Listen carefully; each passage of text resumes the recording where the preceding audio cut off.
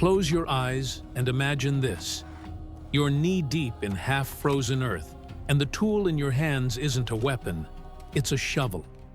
Your belly has been hollow for days. The skin on your knuckles is cracked wide open, raw against the wooden handle. And somewhere out there, past the tree line, past the smoke, over 300,000 men are moving toward you like a tide that doesn't stop. Every pile of dirt you heave out of the ground shapes a ditch that might become your grave before sunrise. You're not building a fortress to keep yourself safe. You're sealing yourself inside a death ring with the very enemy you're trying to destroy. And you keep digging.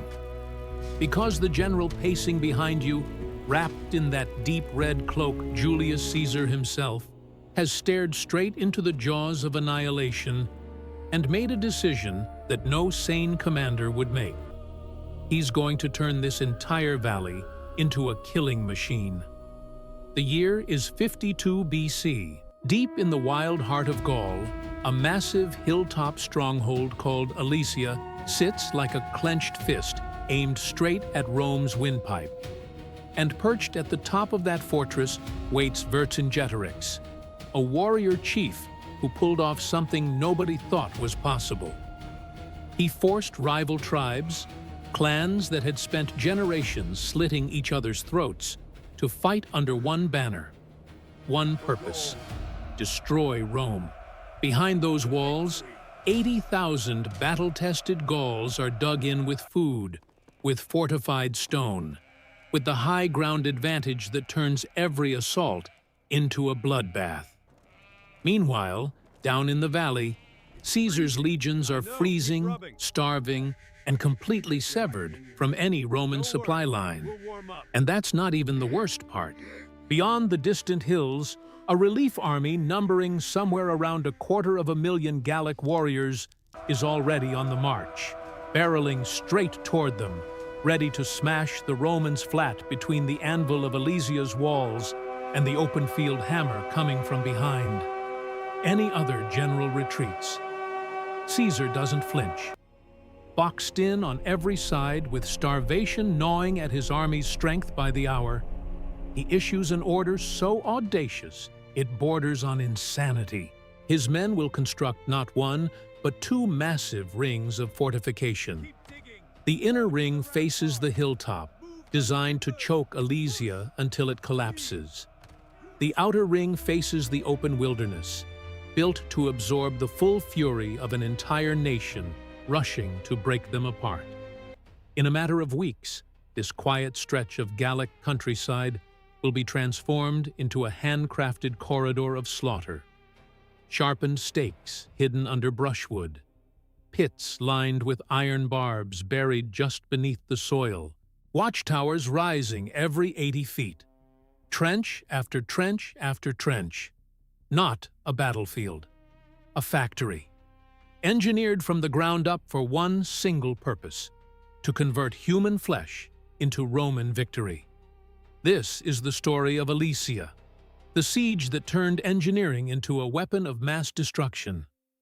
A story of back-breaking labor and calculated cruelty, of hunger that drove men to the unthinkable, of a triumph so savage it didn't just win a war.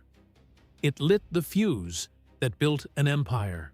Before we step inside that 20-mile ring of death together, drop a comment and tell me what city and country you're watching from right now. And if this channel isn't in your subscriptions yet, fix that.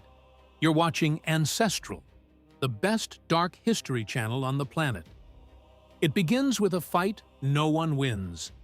An argument inside a canvas tent that smells like damp wool and exhaustion. Outside, the ground is locked solid, frozen so hard that a blade bounces off it. The breath of 50,000 soldiers drifts upward into a gray sky that offers nothing. Caesar's senior commanders are hunched around a table, jabbing fingers at crude lines scratched into wood.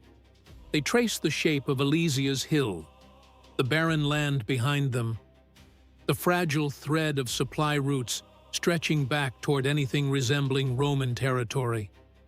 The campaign has dragged on too long.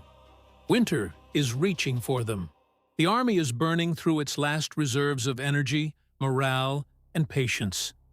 The recommendation from every officer in that tent is the same. Fall back. Preserve what's left.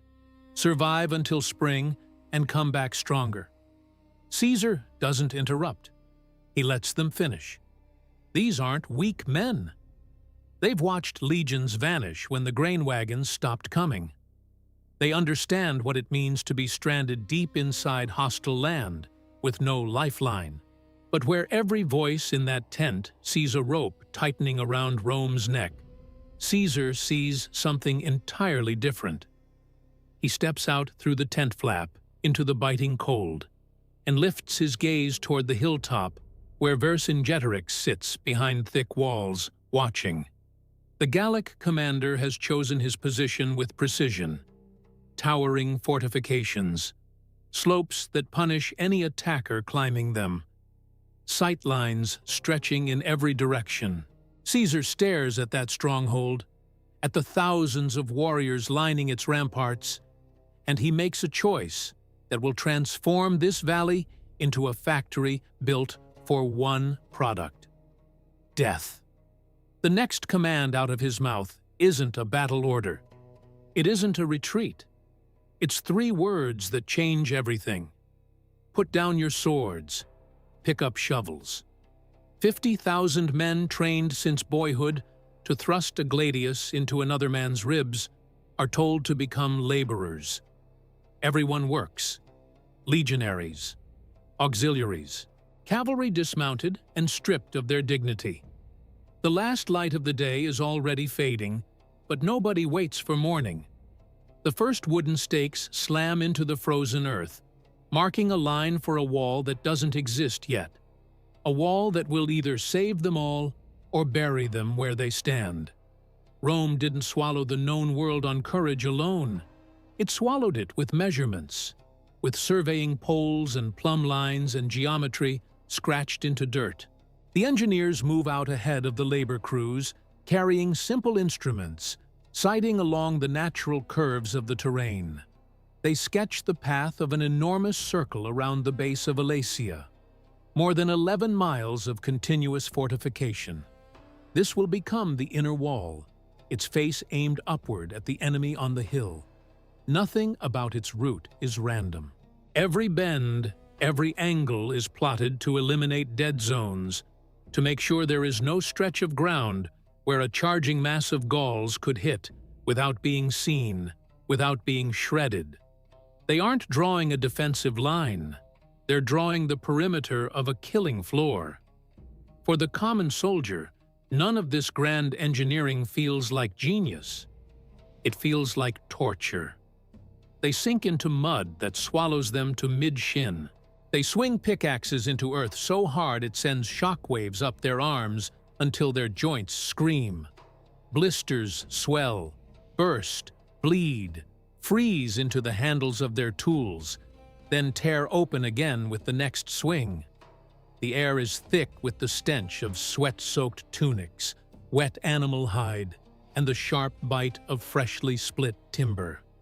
There's no moment of triumph in this labor, no roar of approval, just the snap of a centurion's voice, the crack of a whip across someone's shoulders, and the constant, gut-churning knowledge that at any second, a Gallic arrow could punch through the space between your shoulder blades while you're bent double over a half-dug trench with no shield in reach.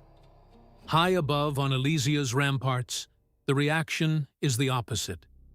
The Gauls find it hilarious. Rome's mighty legions, the terror of the Mediterranean, reduced to scratching at dirt like tenant farmers. Warriors bang swords against shields and hurl mockery down the slope, calling the Romans slaves, dogs, worms burrowing into the ground where they belong. Vercingetorix lets the ridicule flow. It's good for morale. From where he stands, all he sees are exhausted men pouring their remaining strength into the earth. Why risk a single warrior in an attack? He has stockpiled grain. He has fortified walls. He has the luxury of time. Let them dig. Let them starve. Let the cold do what Gallic swords don't need to. But the laughter fades. Day after day, something deeply unsettling takes shape below. This isn't a temporary camp. This isn't a standard Roman marching fortification thrown up for a night or two. The work is methodical, almost mechanical, and it never pauses. Trenches appear in clean lines. Earth ramparts rise behind them. Wooden towers sprout at measured intervals like teeth in a jaw that's slowly closing. Entire sections of forest are felled and stripped. The landscape itself is being consumed. What emerges from the destruction is the skeleton of one continuous fortification, wrapping itself around the base of Alesia with the patience of a predator that doesn't need to hurry. The inner ring is a layered monster. First come two parallel trenches, each roughly 15 feet wide and 15 feet deep, carved along the surveyed line. The dirt pulled from those cuts is heaped inward to form a raised embankment.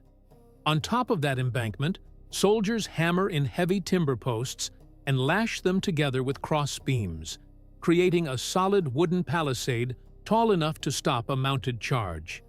Behind the palisade, they construct elevated fighting platforms where legionaries can stand in tight formation, shields interlocked, javelins stacked at their feet. At regular intervals, watchtowers climb above the wall line, giving bowmen and slingers an unobstructed arc of fire across every inch of open ground below. But Caesar understands that a wall alone won't hold. 80,000 desperate men, trapped and starving, can overwhelm even a strong rampart through sheer volume. Enough bodies thrown at a barricade will eventually spill over it. He needs to make sure that the killing starts long before any Gaul ever lays a hand on Roman timber. So he fills the open terrain between Alesia's slopes and his wall with devices engineered to destroy bodies and shatter courage. This is where his fortification stops being a wall and becomes a machine. It begins with water. The lowest ground in front of the defenses is reshaped, deepened, carved into wider channels. Nearby streams and small rivers are dammed and redirected with crude but effective engineering. Within days, a broad ditch running the length of the front line fills with cold, murky water. From a distance, it looks like nothing more than a shallow, muddy canal. Knee-deep in some stretches, chest-deep in others. But the bottom is treacherous, soft silt that grabs at every footstep and refuses to let go. Any man who tries to wade through it is carrying his own weight, his armor, his weapons, and the pressure of every man shoving him from behind. One stumble, one misstep, and he goes under. The iron plates strapped across his chest become a coffin lid, pinning him face down in the muck. In the confusion of a night assault, nobody stops to drag him up. He swallows mud until his lungs fill and his legs stop kicking. Beyond the water, the ground turns worse.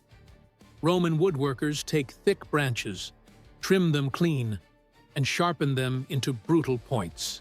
These spikes are bundled together tightly and planted upright in dense rows, buried so that only the razor tips break the surface, then scattered with brush and loose dirt until they vanish.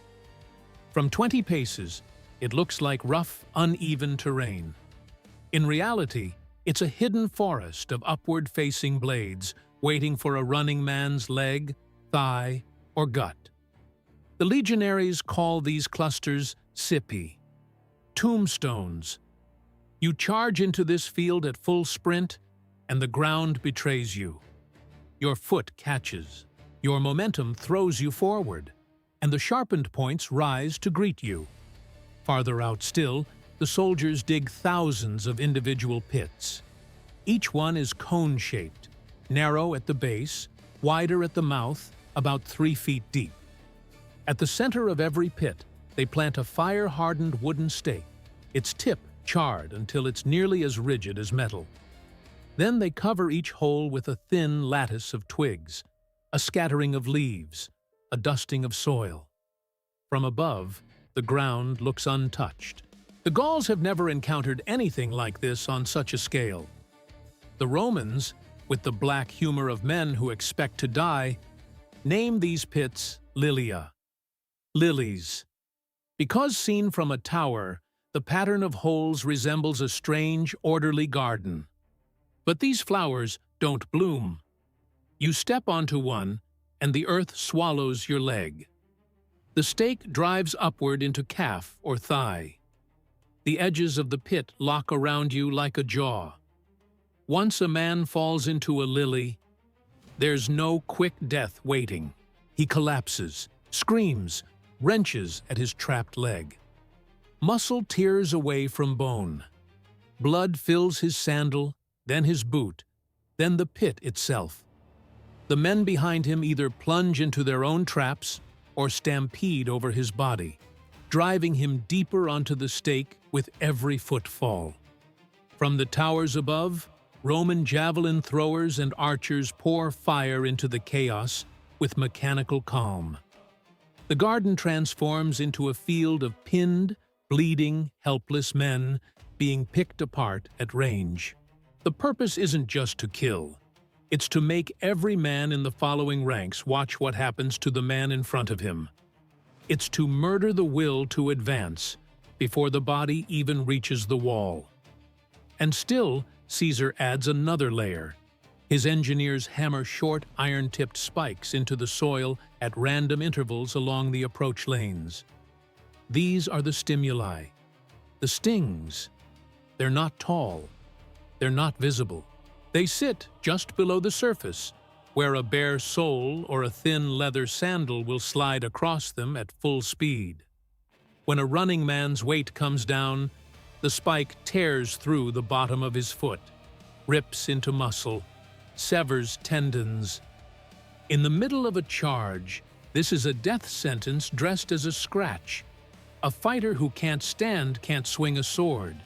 He can't even drag himself out of the path of the men stampeding behind him. Every movement shreds him further from the inside. Taken together, the water trench, the chippy, the lilia, and the stimuli create a continuous corridor of annihilation between Alesia's hill and the Roman palisade. It's not a single barrier. It's a sequence: drown, stumble, impale, shatter, bleed. And the men who somehow survive the full gauntlet arrive at the base of the wall broken, gasping, packed together in a crush with nowhere to move. Waiting for them on the raised platforms above are fresh Roman legionaries who've been resting, watching, counting. The entire system isn't designed merely to repel an attack. It's designed to turn every breakout attempt into a spectacle of horror that the survivors carry in their skulls forever. Up on the hilltop, the mood inside Alesia turns. Scouts returning to Vercingetorix no longer joke about Roman farmers. They describe not one ditch, but several. Not a single wall, but an integrated system of towers, platforms, water obstacles, and concealed traps layered so deep that no charge could survive it intact. The taunting from the ramparts dies. Vercingetorix paces the walls of his fortress, staring down at the earthworks coiling tighter around him with each passing hour. He understands the math now. Every day he delays, that cage hardens. If he attacks too soon, his warriors die in half-completed traps that are already lethal enough. If he waits too long, the ring will be unbreakable. The stronghold that was supposed to be his greatest advantage is beginning to feel like a sealed room with the air running out. He tests the defenses anyway. Gallic horsemen launch sudden raids, thundering down the slopes to strike the Romans while construction crews are still exposed. But even unfinished, the fortifications are savage. Javelins rain from the growing towers in dense, practiced volleys. Archers on the platforms drive iron-tipped shafts into the approaching riders. Horses that reach the trench line rear and refuse to cross, terrified by the strange shapes jutting from the ground. Every sortie burns through irreplaceable men and buys nothing. Alesia is no longer the predator circling wounded prey. It's a trapped creature watching the walls of its cage grow taller by the hour. For the legionaries, the work becomes a waking nightmare with no end. They dig from first light until their arms lock up, fight off probing attacks, then dig again by torchlight until they collapse where they stand. At night, the cold slices through every layer of wool and leather and iron. Fingers go so stiff, they can barely close around a shovel handle. Rations are swallowed in silence, hard bread chewed while sitting on mounds of freshly turned earth, because there's no energy left to walk back to a tent. If you are one of these men, a single truth sinks into your bones. No cavalry is coming to rescue you. No dramatic last stand is going to save your life. Whether you live or die depends entirely on whether you can help finish this monstrous construction before your body simply quits. The enemy isn't just the Gauls staring down from that hill. It's time. It's cold. It's the hollowing ache in your stomach that gets worse every morning. And then, just as the inner ring approaches completion, a new terror arrives. At first, it's only whispers. Patrol riders come back with strange reports. Dust clouds on the far horizon. Allied scouts from nearby tribes bring fragments of intelligence. Something enormous is moving out there beyond the tree line. The evidence piles up fast. Campfire smoke smudging the distant sky. The flash of sunlight off metal on a far ridge. A low, rolling vibration in the ground itself, like the earth is humming. The relief army Vercingetorix has been counting on is finally closing in. Numbers ripple through the Roman camp like poison. 200,000. Maybe more. A tidal wave of Gallic warriors answering the call to shatter the siege, liberate Alesia, and erase Caesar's name from the face of history. The inner wall is now a finished, bristling scar circling the hill. From the watchtowers, Roman sentries can trace their own handiwork stretching for miles in both directions. They can also do the arithmetic that keeps them awake at night. When that colossal Gallic host arrives, the legions will be pinned between two crushing forces. 80,000 starving, furious fighters hammering from the inside. 250,000 fresh warriors smashing from the outside. And in between, a narrow corridor of churned earth where 50,000 Romans will have to hold or die. Caesar calls his officers together one more time. The question on the table is as simple as it is terrifying. What do you do when your own trap is about to be swallowed by a bigger one? His answer is the same lunatic logic that started all of this. If one ring of death isn't enough, build two. He orders a second complete line of fortifications, this time facing outward, away from Alesia, aimed at the open country where the relief army is approaching.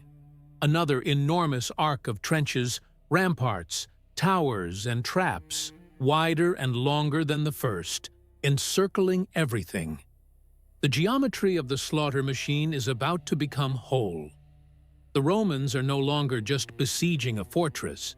They are locking themselves inside their own prison and gambling that its walls will kill faster than hunger can. The reaction among the troops is stunned silence, then fury, then the hollow-eyed resignation of men who have no other option. They're already running on fumes. Shoulders are swollen from hauling timber. Backs are locked in spasm. Tools are blunted. Handles cracked. Blades chipped. And now they're ordered to do the entire thing again, in reverse, while the distant drumbeat of the approaching Gallic army grows louder with every passing hour. Every swing of a hammer, every shovelful of frozen dirt is drawn from a well of strength that's almost dry. And yet, they obey. Cohorts receive their assigned sectors. Engineers recalculate their lines, this time plotting angles against assaults coming from the open field. What's left of the surrounding forest is stripped bare for a second palisade. New ditches are gouged into the earth so that anyone charging from the plains will slam headlong into another layered killing field. When darkness falls, the work continues. Torches blaze along the rising outer wall like a second ring of fire on the horizon. Inside that burning circle, 50,000 Romans are sealing themselves into a corridor barely a mile wide, with a fortress full of enemies at their backs and an ocean of warriors advancing toward their front. Before we step into the collision that's about to tear this valley apart, stay with me for a moment. If you're still here, if you've walked through the frozen mud, the math, and the raw dread of Alesia alongside these men, you're not just passing through. You're one of us. This channel runs a private community called The Lineage. It's not a subscription button. It's the backbone that keeps projects like this breathing. When you join, you're not passively consuming history. You're funding the research, the writing, the maps, the sound design, all the invisible labor behind every sentence you've just heard. Members of the Lineage get early access to new episodes and are always the first to step into each dark chapter before it reaches anyone else. If you feel that pull, that need to understand how power and cruelty and human choices carved the world we inherited, then step inside. Hit the join button, become part of the Lineage, and stand with the small fraction of viewers who make sure stories like this get told properly, instead of drowning in the algorithm. If you belong here, you already know it. Beyond the half-finished outer wall, the sound is now impossible to deny. War drums, bronze horns splitting the air, the grinding creak of supply wagons, the shouts of chieftains riding the length of massive columns that stretch beyond sight. A living wall of Gallic tribes is assembling on the horizon, a storm made of flesh and iron that seems to have no edge. Inside the Roman lines, men keep working, but every shovel stroke lands heavier than the last. They know what's bearing down on them. Soon, the inner wall will face 80,000 starving fighters clawing to break out. The outer wall will face 250,000 Gauls surging to break in. And in the space between, a narrow strip of torn-up earth packed with half-starved soldiers who have nowhere left to go. When the final stake is hammered home and the last trench is squared off, there will be no escape route, no fallback position, no safe corridor if either wall buckles. Just geometry, timber, iron, and human bodies. The corridor is sealed. The machine is armed. And as the last defenses lock into place, the horizon in front of Caesar begins to blacken with the full mass of the Gallic relief army, marching straight into a killing field they cannot yet imagine. 1605. The walls are complete before the men who built them are ready to face what they've created. When the final stake is driven and the last trench squared off, the true shape of this thing reveals itself. Between the massive outer ring aimed at the approaching Gallic relief army and the inner ring choking Alesia, there exists only a sliver of ground. In some places, it stretches a few hundred meters. In others, barely enough room for two columns to pass each other. This is where Caesar's 50,000 eat, sleep, bleed, and wait for what's coming. They have constructed their own corridor. Every exit leads directly into enemy iron. Walk that strip of earth in your imagination. To your left rises the inner rampart, its watchtowers trained on Alesia's hill. Behind it, You know 80,000 caged Gauls are pacing, starving, sharpening whatever they can find. To your right stands the outer wall, its own towers scanning open fields that stretch toward the horizon. Beyond it, dust plumes and distant firelight mark the gathering place of the relief army. You stand in the center, boots sinking into soil that's been carved up, heaped, and ground flat by weeks of relentless labor. Every direction you look, there's a wall, a ditch, or a row of sharpened wood. There is not a single spot where your eyes can land on something that wasn't designed to kill.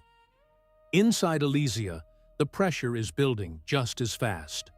When the Romans first started digging, Vercingetorix had been composed. He had granaries. He had livestock penned between the buildings. He had stone walls and the conviction that a massive rescue force was already gathering. Patience was a weapon he could afford to use.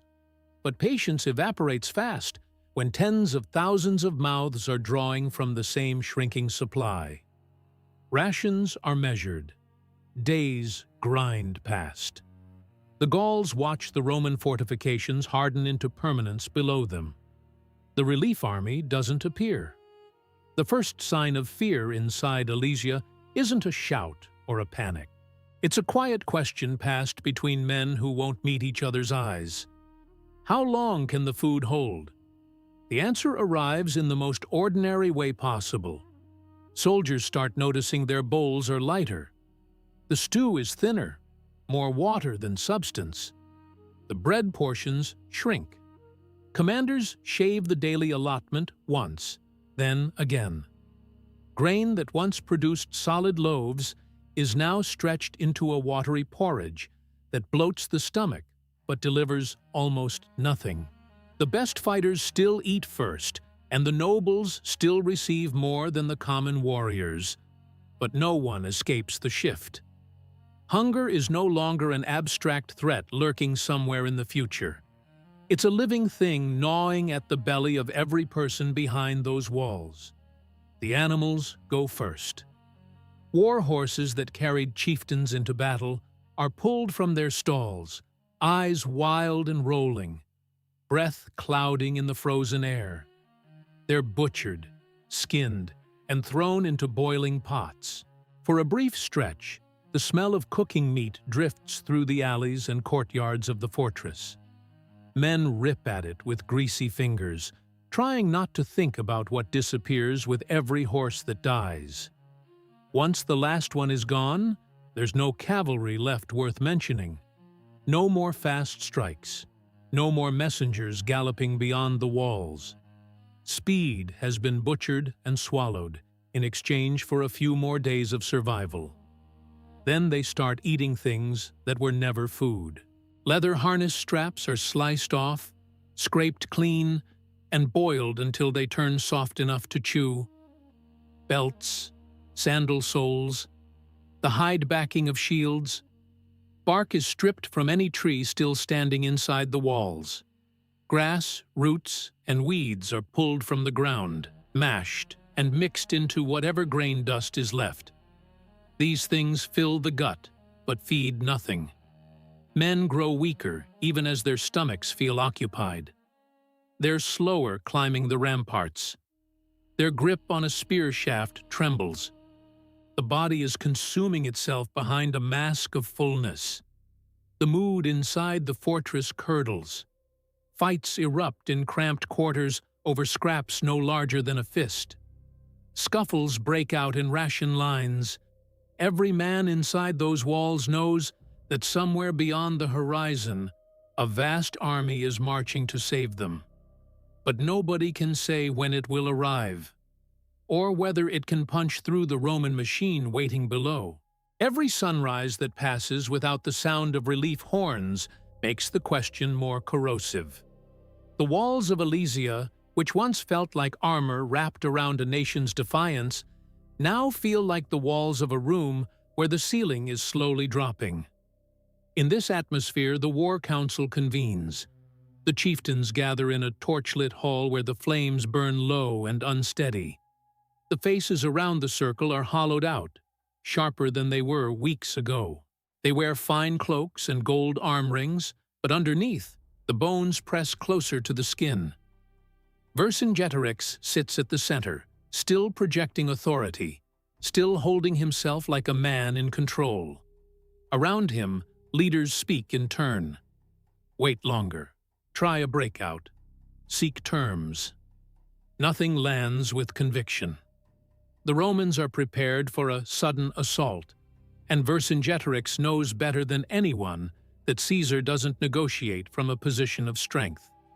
He dictates. Then Critognatus rises. He is an Arvernian nobleman, and he doesn't speak like a man searching for hope. He speaks like a man willing to drag everyone in the room to the absolute bottom. He stands, surveys the gaunt faces around him, and says out loud what fear has been whispering in every corner of the fortress. There is not enough food to sustain both the garrison and the people sheltering behind these walls. Not if the siege stretches on. Not if the relief force is delayed. Not if it's defeated. He invokes their ancestors. Generations past, when foreign invaders pushed entire peoples to the edge of extinction, those who survived did it by abandoning every boundary. They didn't surrender. They didn't open their gates.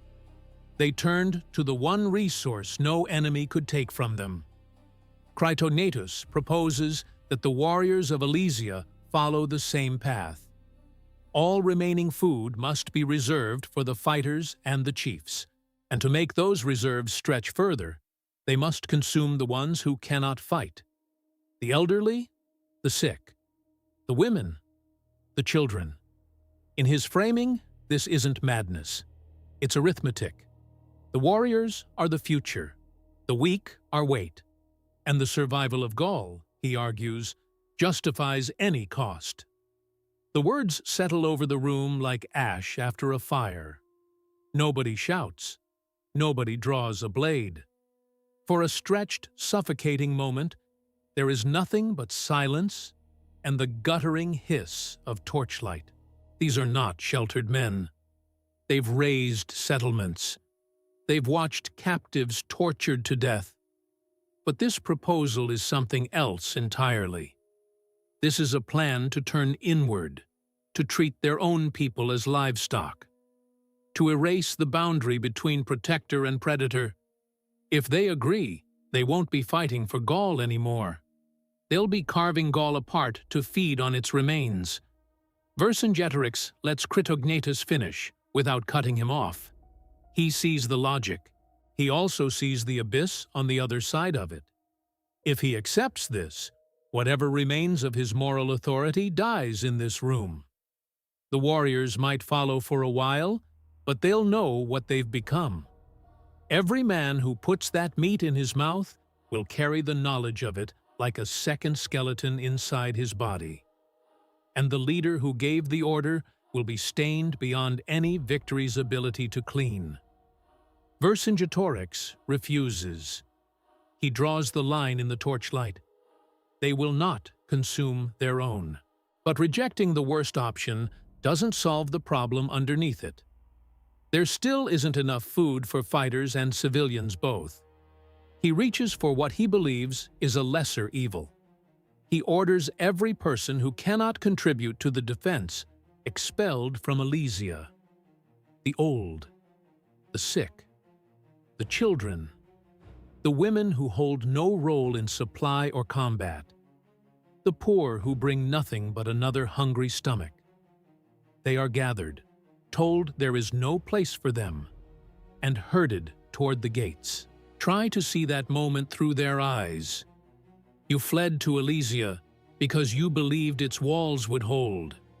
You endured the siege. You watched your rations shrink.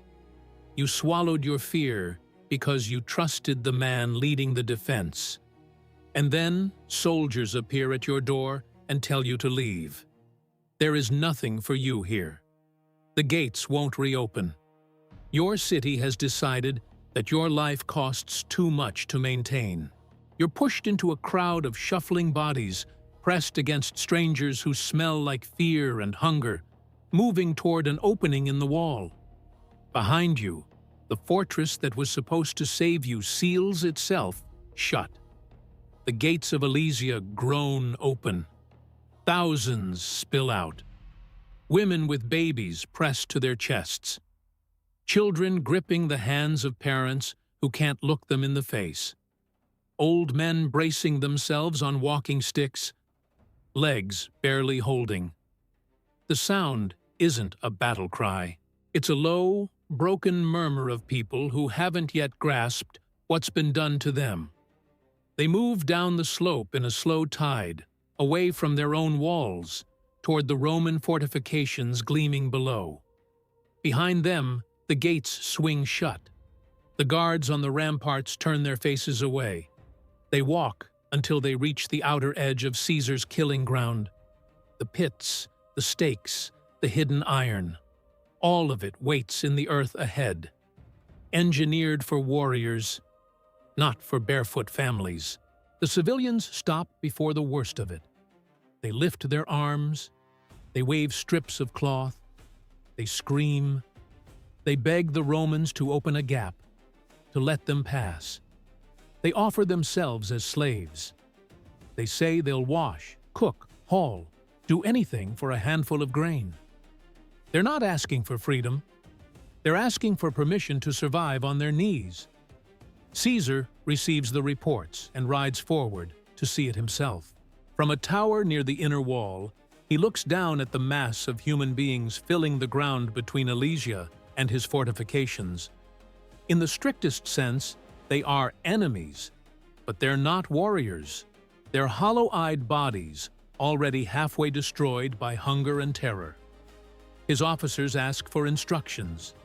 A few suggest absorbing the young and able-bodied, putting them to work as laborers or servants. Others warn that opening the lines even briefly could compromise everything. Caesar doesn't study them for long. His mind moves through the calculation with mechanical speed. If he takes them in, he feeds them. Every mouthful of Roman grain that goes to a Gallic civilian is a mouthful stolen from a legionary who will need the strength to fight when the relief army hits. If he lets them pass through and walk free, the siege loses its bite. Alesia sheds its burden without consequence. The fortress saves both its food supply and its clear conscience at the same time. The entire purpose of this operation is pressure. Pressure on stomachs, on minds, on time itself. Releasing thousands of people would bleed that pressure dry. He can't afford it. So he issues an order. It isn't dramatic. It isn't screamed across the lines. It's passed quietly from officer to officer, post to post. No civilian is to be admitted through the Roman defenses. No food is to be given. No discussions. No arrangements. They are to remain in the space between the walls. No Roman hand touches them. No Roman blade finishes them. They will simply cease to exist on their own schedule. The soldiers hear the order, absorb it, and hold their positions while the crowd below stretches its arms upward and wails. Night comes. The expelled thousands try to sleep in the open ground between the walls. There are no shelters, no fires. The earth is wet and bitterly cold. Children cry until exhaustion pulls them under. By morning, they've crept closer to the Roman fortifications, pressing against the deadly earthworks, begging again with voices that are already weaker than the day before. Some stumble too close and fall onto the concealed stakes.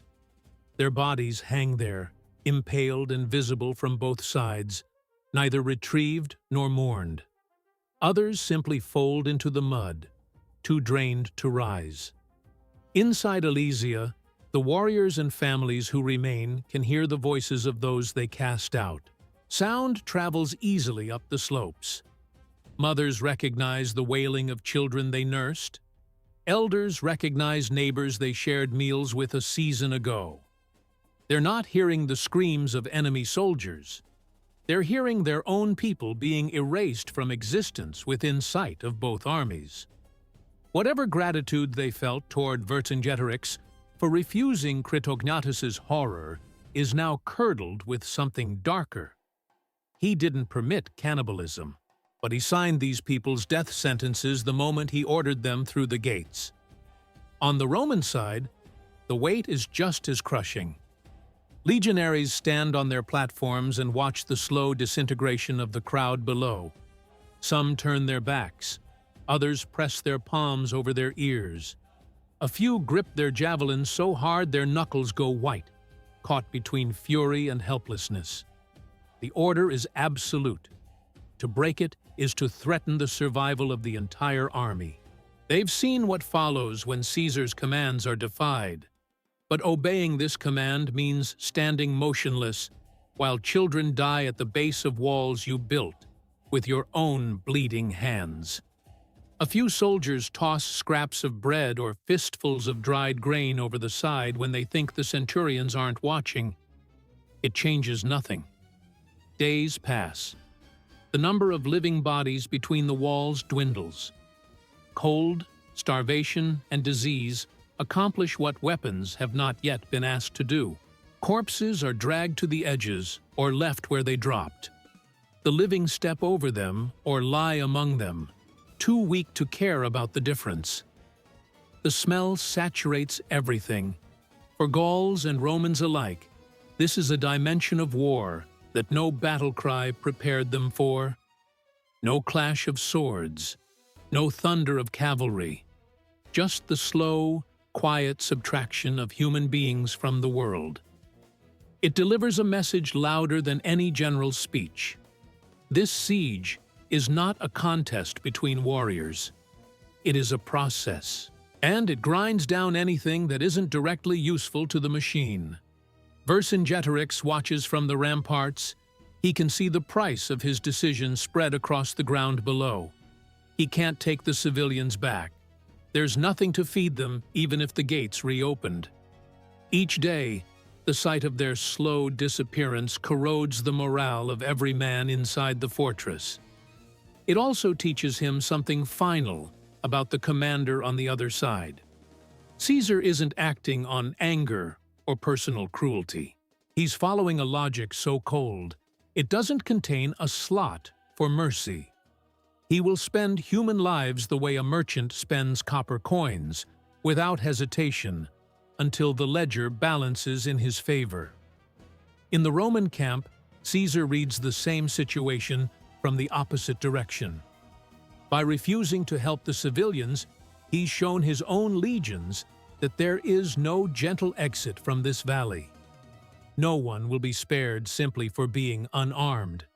It is a savage education, but it welds the army tighter to his will. If the walls fall, if the lines collapse, they cannot expect kindness from the other side either. The siege has crossed into a place from which there is no stepping back. It's no longer just about who controls Gaul. It's about which side is prepared to descend further into the darkness and stay there longer. All of this unfolds as the relief army finally arrives in force. Beyond the outer wall, campfires ignite at night in wide, sweeping arcs that light the horizon. During the day, Roman scouts on the towers count standards and tent clusters until the numbers blur together. War horns bellow across the open ground. The Gallic host gathered outside knows nothing of the starving civilians decomposing in the mud between Caesar's walls. They see only their trapped countrymen on the hilltop and the wooden barrier standing between them. They believe that with enough fury, enough bodies, enough momentum, that barrier will shatter. Inside the corridor, the Romans snatch what rest they can.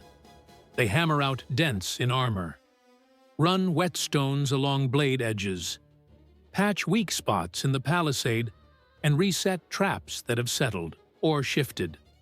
The memory of the dying civilians clings to them, but duty overrides everything now. They know the real storm hasn't broken yet. Both walls are finished. The killing fields are loaded. The only question left is whether this geometry of death can hold when hundreds of thousands of Gauls crash into it simultaneously from opposite directions. Before we step into that collision, there's something you should know. Everything you're hearing in this story is built on deep, detailed research. The primary book that shaped this episode, the one we relied on to reconstruct Alesia in this level of brutal detail, is available right now through the View Products button on your screen. It's not casual reading. It's a thorough, unsparing examination of ancient siegecraft, logistics, and the human toll of war at this scale. If you want to go deeper than the video and see the raw material behind this reconstruction, you should have it on your shelf. And that book is only the starting point. When you open the shop, you'll find a carefully chosen collection of dark history artifacts connected to this world. I won't tell you what's there. The inventory rotates. Some pieces disappear. New ones surface. Go see for yourself and find out which pieces speak to you. Alongside them, you'll see our official channel collection, essential dark history books you should own. A hand-picked library that deepens everything we explore on this channel. Open the shelf now.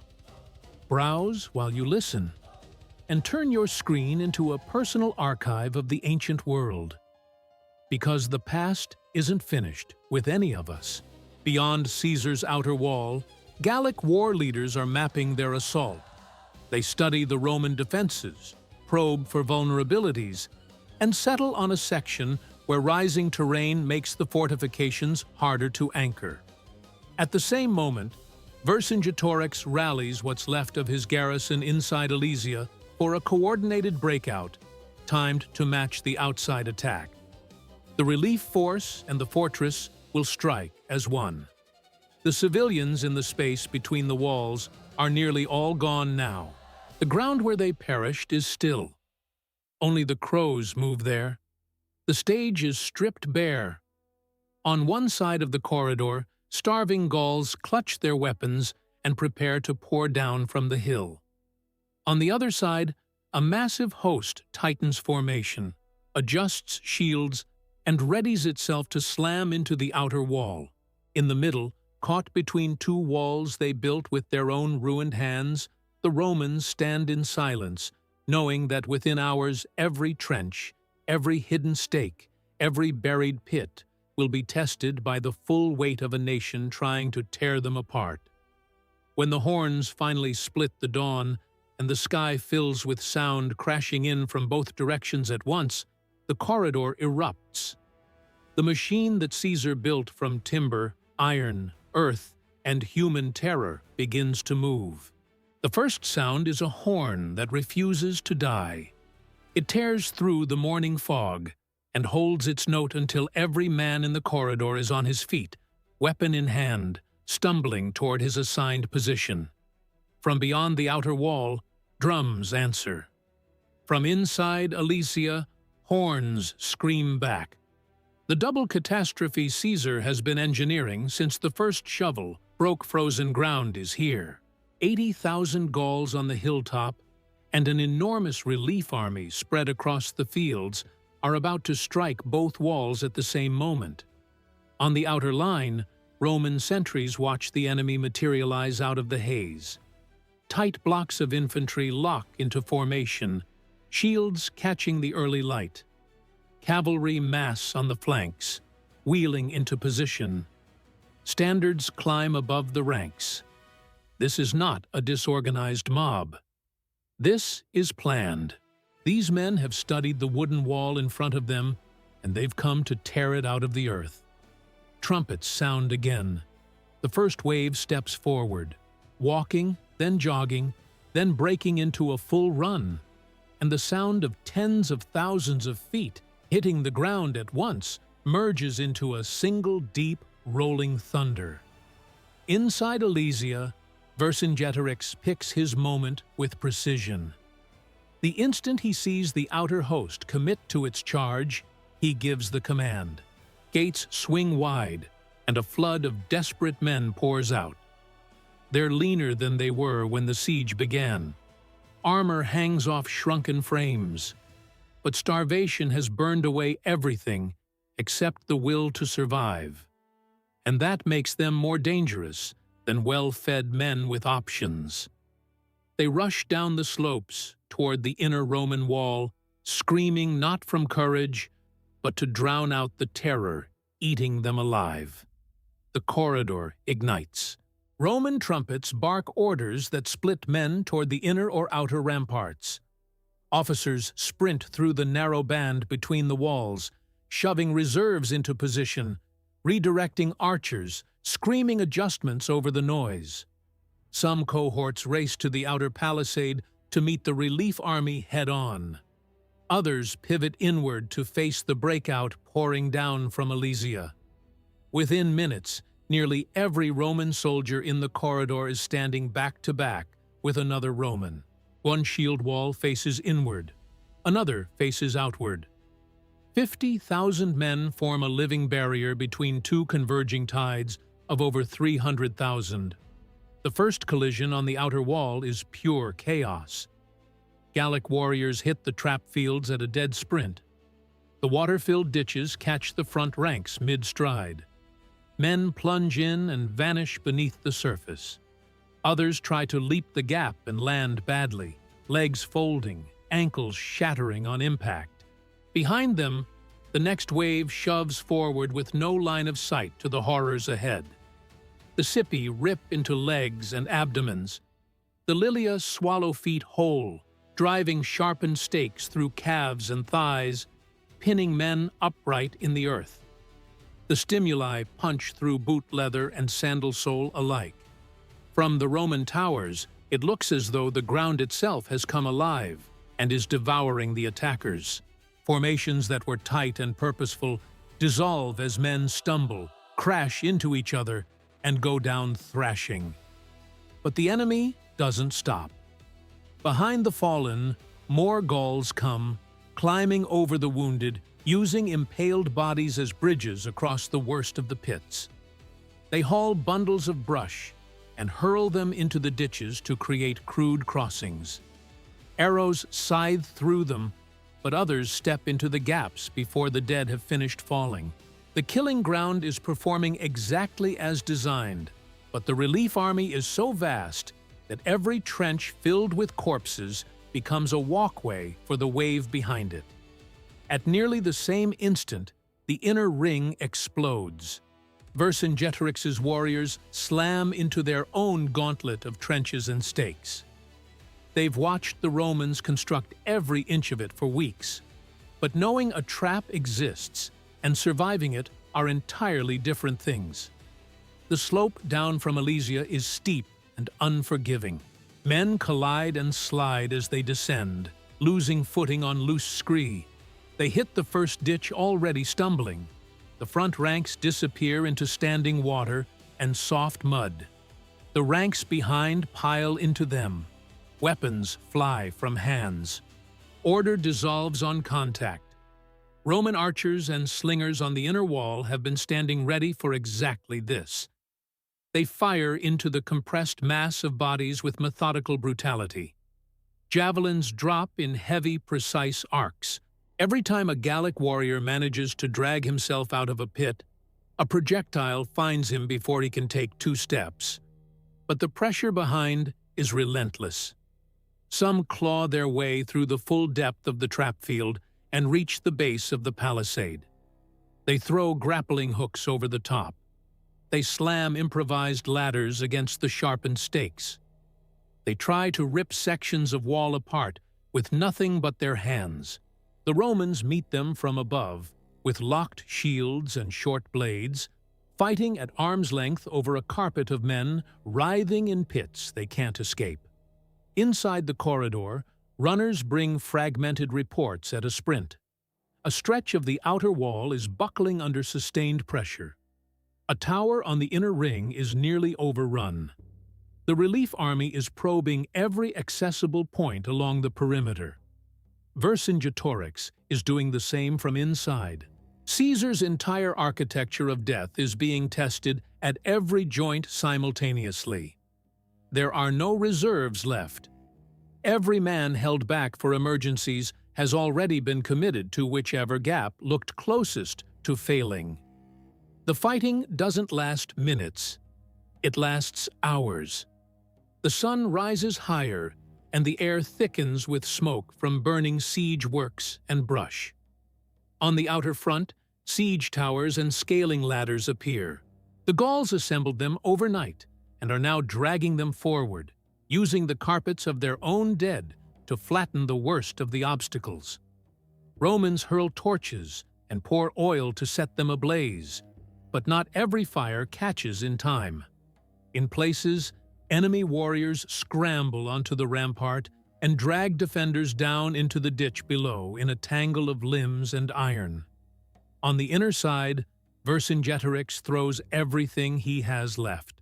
Fresh groups charge down from Alesia, trying to exploit any moment when Roman attention shifts toward the outer assault. At one point, a section of the inner palisade buckles under the combined weight of ladders and climbing men. A Gallic battle standard appears above the Roman wall for a handful of heartbeats. For every soldier who sees it, it's a signal that the entire structure is about to come apart. Romans from adjacent sections abandon their posts and hurl themselves into the breach, knowing that if this single point gives way, the geometry of the entire defense collapses. But the true crisis comes from the north. There, the terrain rises in a way that made it impossible for the Romans to anchor their defenses as deeply. The outer wall is shorter in that sector. The ditches are shallower. The trap coverage is thinner. The Gallic war leaders have identified this weakness and sent their finest warriors to exploit it. An elite force, likely numbering around 60,000, hand-picked for shock assault. They advance with discipline, not frenzy. Shields locked, backs straight, formation tight, confidence radiating from every step. When they hit the northern sector, the difference is immediate. The pits and spikes slow them, but don't break them. They clear paths with tools and interlocking shields, using training where other units relied on raw aggression. Roman defenders on that stretch, already ground down by hours of fighting, are forced backward, step by step. The outer palisade shakes under the sustained pounding. Towers in that sector become isolated islands with enemies swarming on every side. From the fighting platforms, officers can see something that drains the blood from their faces. Behind the warriors already at the wall, thousands more are still advancing in ordered columns. Word reaches Caesar. The north is collapsing. He sends his last uncommitted men through the corridor toward the high ground. Soldiers who were bracing the inner line are ripped from their positions and ordered to run. They sprint between the walls, legs screaming, lungs raw, understanding that every second of delay is another second the northern palisade stands alone against an overwhelming force.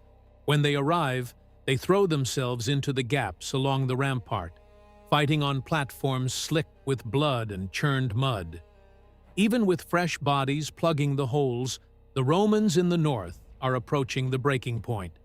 The Gallic elite are too numerous, too disciplined, too fresh. They've found the one place where Caesar's machine is weakest, and they're driving into it without mercy. Romans are knocked from the wall into the ditches below.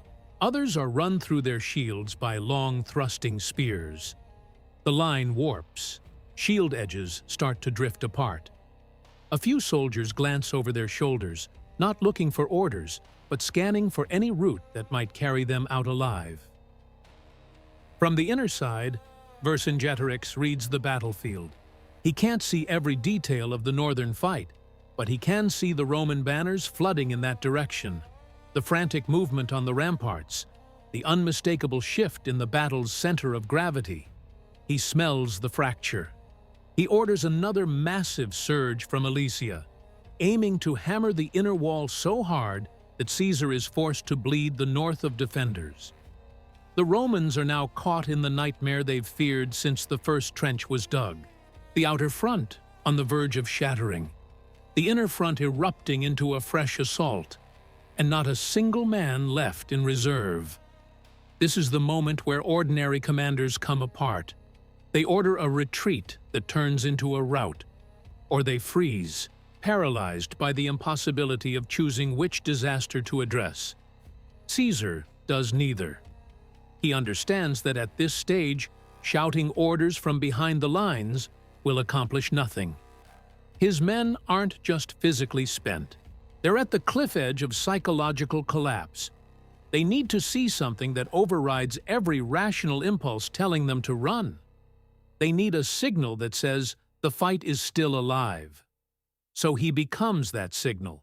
He pulls on the scarlet commander's cloak, the same deep red he's worn in every major engagement. Across the Roman army, every man knows what that color means when it appears in the thick of battle. It's not vanity. It's a beacon, a moving marker that broadcasts a single message. I am here, in the worst place, with you. He gathers his last reserve of cavalry, horses, and riders who haven't yet been committed. There aren't many. Against the ocean of enemies surrounding the walls, they are a fraction. But they are rested, and they fear the man leading them more than they fear the swords ahead. He doesn't ride to the safety of the inner perimeter. He doesn't shelter behind the outer rampart. He takes his horsemen outside the fortifications entirely, swinging wide behind the northern sector where the Gallic elite are on the verge of breaking through. Dust billows behind them as they gallop along the outer edge of the killing field. Roman trumpets sound a pattern that every legionary has heard 100 times. On the northern wall, men look up from the blood and chaos and see what the Gauls haven't noticed yet. Their commander, unmistakable in that bright red cloak, is leading a wedge of cavalry straight into the rear of the attacking mass. For the Gallic warriors at the front of the northern assault, the first sign that something has shifted is a ripple of confusion starting behind them. Shouts they can't interpret. A new kind of screaming. Then Roman cavalry is among them from behind, lances punching through shoulder blades, swords opening necks. These aren't exhausted defenders clinging to a wall. These arrested horsemen at full gallop with their general riding at the point of the formation. The impact is devastating. The elite Gallic force is suddenly crushed from both directions. In front of them, Roman infantry on the rampart, catching sight of the scarlet cloak, find reserves of strength that shouldn't exist. Men who were a heartbeat from stepping backward now drive forward. They thrust over the palisade into faces and exposed throats, hurl javelins at point-blank range. Behind the Gauls, Caesar's cavalry tear into the packed formation, trampling those who turn to flee, cutting down those who try to pivot and fight.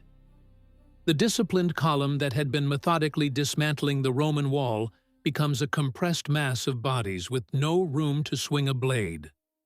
Panic moves through a dense crowd, like fire through dried timber. The men at the center can't see what's happening on either edge.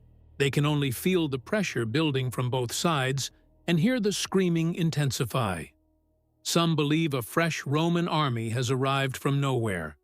Others think the wall has been breached elsewhere and they're being encircled. Almost none of them realize it's a single commander's last gamble and his willingness to put his own body into the open field. What matters isn't the reality. What matters is what it feels like. And to men whose minds are shattered by hours of fighting, it feels like the entire battle has reversed in an instant. Once the northern assault fractures, it doesn't retreat in order. It disintegrates. Warriors try to pull back and find the men behind them still pressing forward, slow to grasp that the attack has failed. The compression becomes lethal on its own. Shields are dropped. Spears are abandoned. Survival instinct overrides every command, every bond of loyalty, every ounce of pride. Units that were fearless minutes earlier dissolve into individuals fighting for air and space. The collapse at the north does exactly what Vercingetorix dreaded. It sends a visible shockwave across the entire battlefield. Gauls assaulting other sections of the outer wall watch their best warriors break and scatter. They hear that Caesar himself has struck from behind. Morale that was already cracking under the weight of traps and casualties shatters completely. Some keep fighting, driven by rage or the knowledge that surrender means chains. Many turn and run, searching for any gap in the killing ground that might lead to open country. Inside Alesia, the warriors who charge down the hill see the disaster unfold. The relief army that was supposed to shatter the Roman ring from outside is streaming away.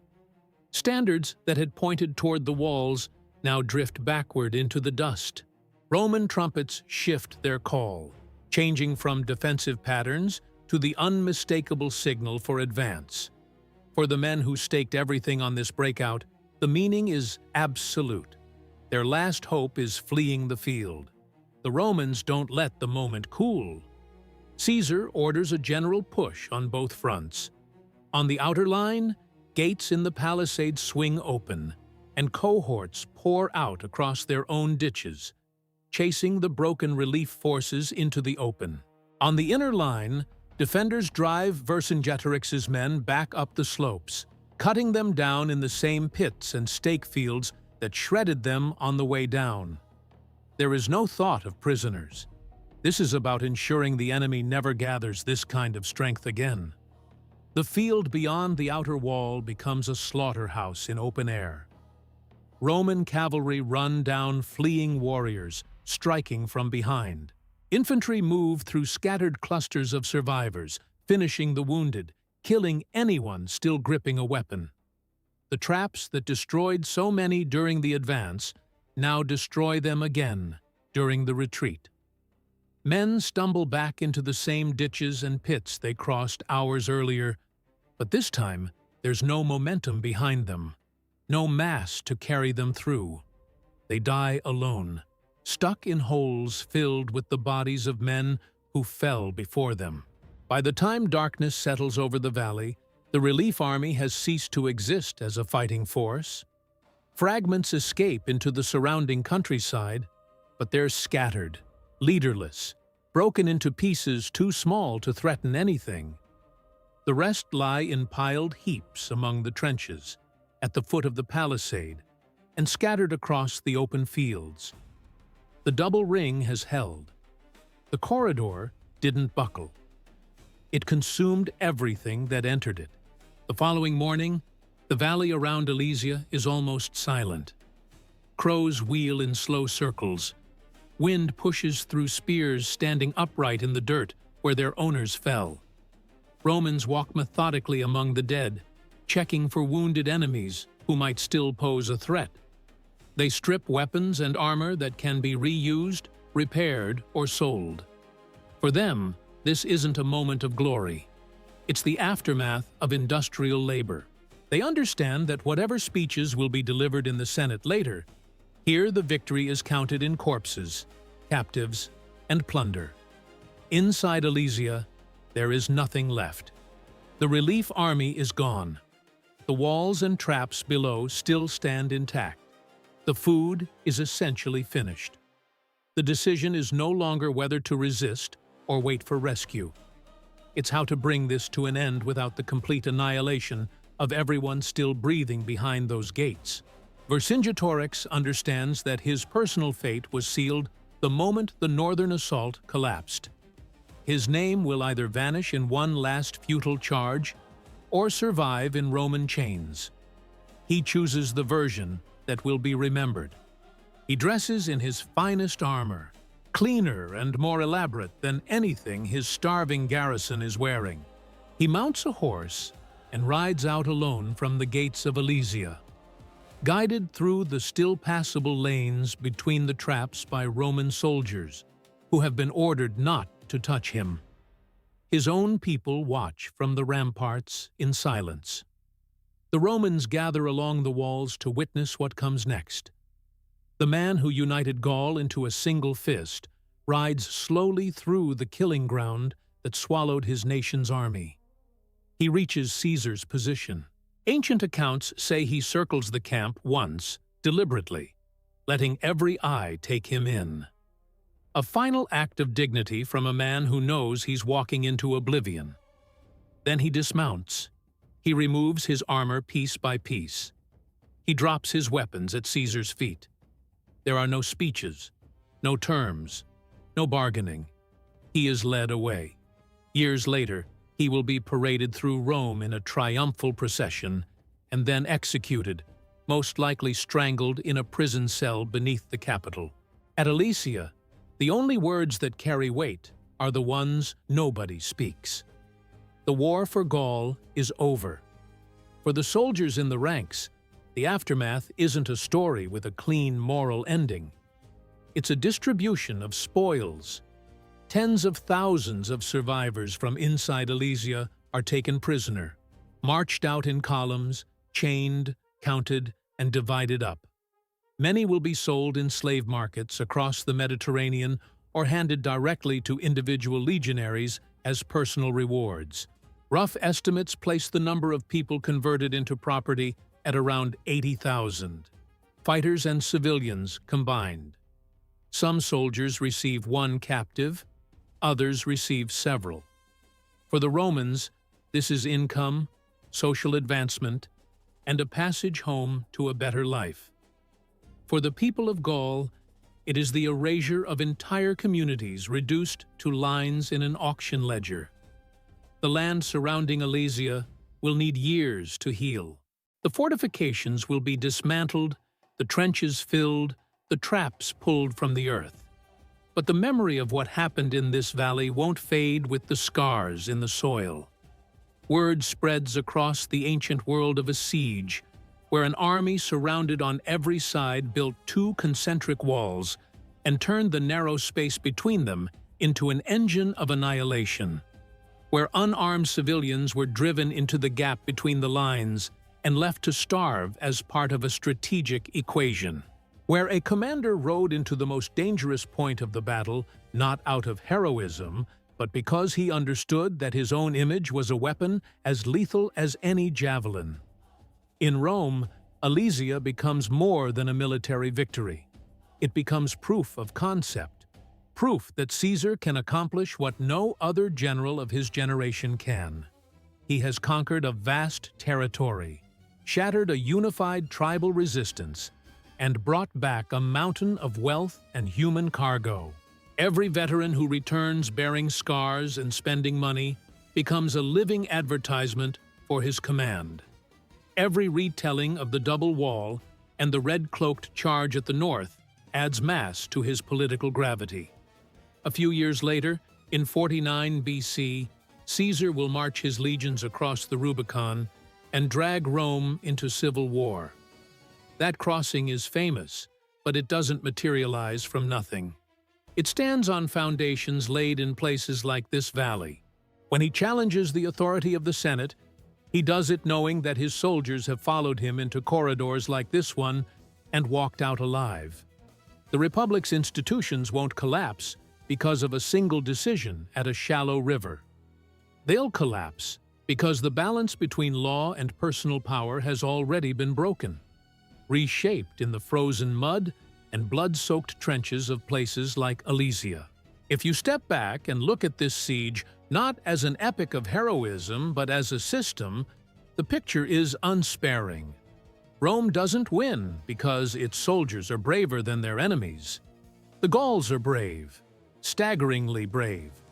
Rome wins because it treats warfare as a problem of engineering, logistics, and resource management.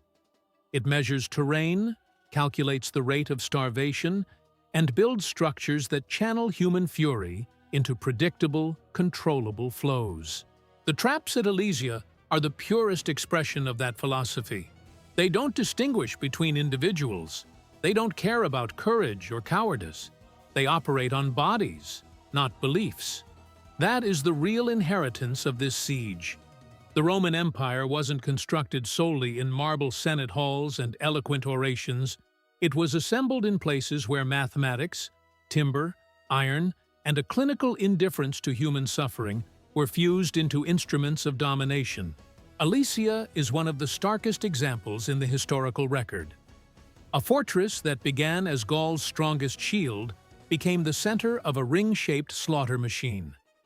Inside that ring, an entire civilization learned what it meant to face an enemy who viewed them not as worthy opponents, but as variables in an equation. Thank you for staying inside this story until the very last word. If you're still here, you are exactly the kind of viewer Ancestral was built for. Don't leave without doing something. Hit subscribe so you're here when the next descent into the past begins. Tap like so this documentary reaches other people ready to confront the darker machinery of history. Share this video with one person who thinks they understand Rome but has never seen what it was truly willing to do in order to win. And tell me in the comments, do you believe Caesar's methods at Alesia represent pure military brilliance? Or do they cross a threshold into something we would now recognize as a war crime? I'm pinning that question and reading every answer. I want to see how Ancestral viewers judge him. On your screen right now, there's another video waiting. A door into the next chapter of this world of calculated violence and ruthless decision-making. Don't treat it as a recommendation. Treat it as the next step. Click it and keep moving.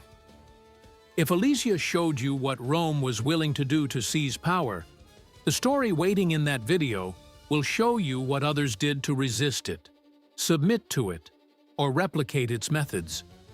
Your journey into dark history doesn't end here. You've just watched another premium documentary by Ancestral, your ultimate history hub on YouTube.